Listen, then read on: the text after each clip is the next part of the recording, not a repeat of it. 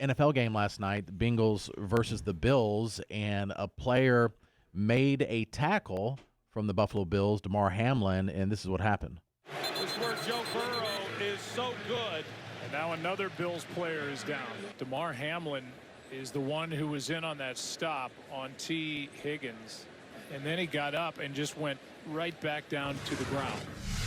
Well, you can see that the ambulance is out there on the field, and they are intensely working on Damar Hamlin. The entire Bills team is out on the field right now. Several players are down on their knees. Other players are holding hands, praying. You can just see the worried looks on their faces. He had cardiac arrest after a tackle, which many people are saying looked like just a normal tackle. We don't know. We'll find out more. And he stopped breathing. His heart had stopped. They did CPR for 9 straight minutes on the field. And then he was taken to the hospital. A relative or a friend, I should say, and one of his reps did release last night that his vitals were back, but he was sedated. And so he's currently sedated and listed in critical condition at a Cincinnati hospital. Yeah, I think they purposely did the sedation because they put a breathing tube down his throat. So, because I believe he wasn't breathing, like they had a heartbeat on the field. Like a low pulse. Yeah, and then but he wasn't breathing, so he wasn't actually breathing on the field. And that's when they did the CPR. But I don't know if I've ever seen a rescue pull onto the field like that. Yeah, Maybe. I can't remember. I've seen it because there's been people, unfortunately, that have ended up getting paralyzed or whatever, and it's horrible. I knew something was up because I watch a lot of sports and football, and this has never happened before where of this magnitude, and hopefully he pulls through Damar Hamlin. But they weren't showing the replay. Stop showing the replay, and they'll show replays of people breaking their legs. They'll show replays of people concussed and their body's seizing up, and then they weren't showing, and I know a lot of people were around, but they weren't showing him at all. Typically they have cameras on that are on zip lines that they can go over. They weren't showing him at all. And then when players from both teams were crying and some hysterically, I was like, something is really bad. And we did find out, one of the reporters did say because he made the tackle, stood up right away, and then collapsed. And they said his legs were like convulsing at one point. And then they saw their teammate and also opponent receiving CPR and I believe the paddles and all that stuff on the field. And the players saw that, we didn't. And so they're like in shock. This is shocking. Yeah. And it is crazy because when you do look, because you can find the replay online, the replay is not gruesome or anything like that. It just looks it looks to me almost like a light tackle. And literally he does the tackle and just stands up seems like normal, and then all of a sudden collapses. Collapses where if he didn't have a helmet on, he would have smashed his head open. Right. He just completely collapses. That was the oddest part ever. And I started looking up, I don't know why I did this, but so much was going on. I started looking up the worst or injuries ever in the NFL.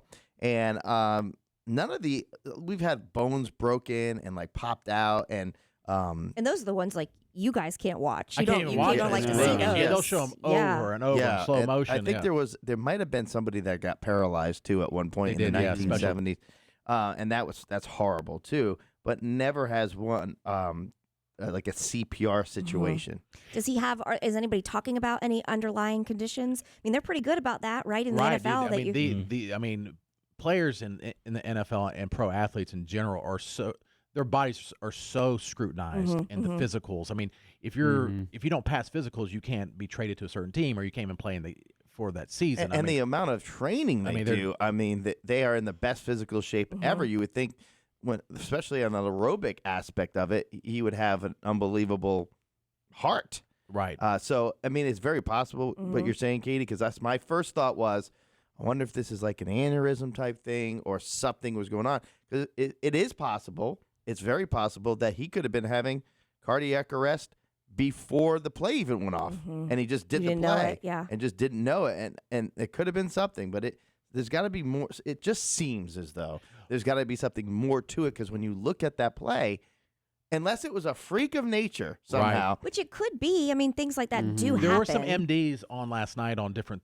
news things and also like YouTube and stuff, where they're saying, I'll butcher the name of it, but it's a very rare event where someone does get hit in the chest, and it doesn't even have to be like super hard. And something with your heart rhythm at that exact moment, if it's a certain heart rhythm, they said it's so extraordinary rare. They've never even seen it. They just learn about it.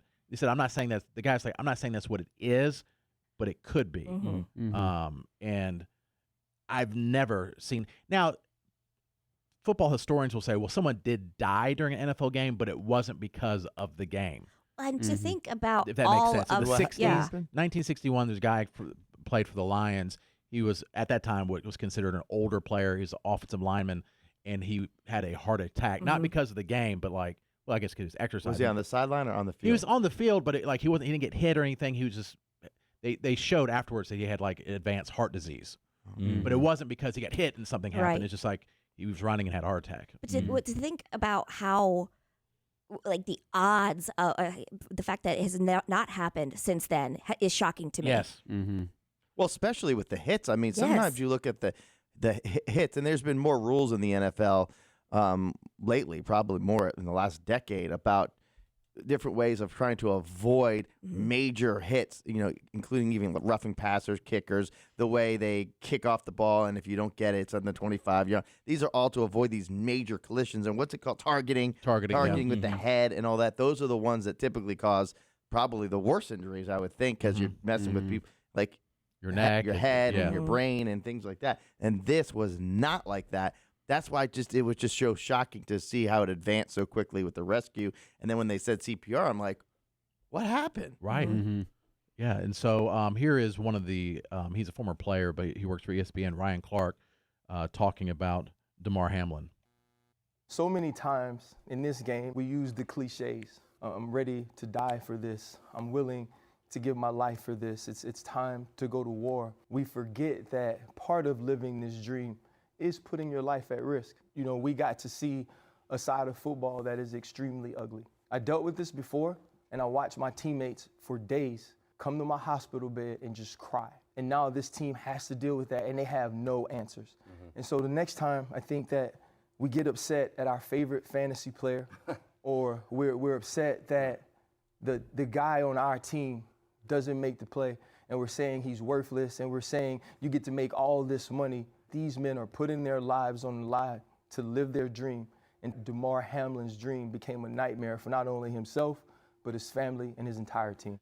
And I give credit, and people might say it's a no-brainer, but this has never happened before, where they suspended and postponed the game. Because there's been, recently, there's been players that will have major concussions, or they might snap their leg into, and everyone just sees it, and they're like, all right, we're starting back in 5 minutes. Yeah. And so both sidelines said, we're not doing this. I think they went to the commissioner, too, Goodell, and he had – because I think they were about to play.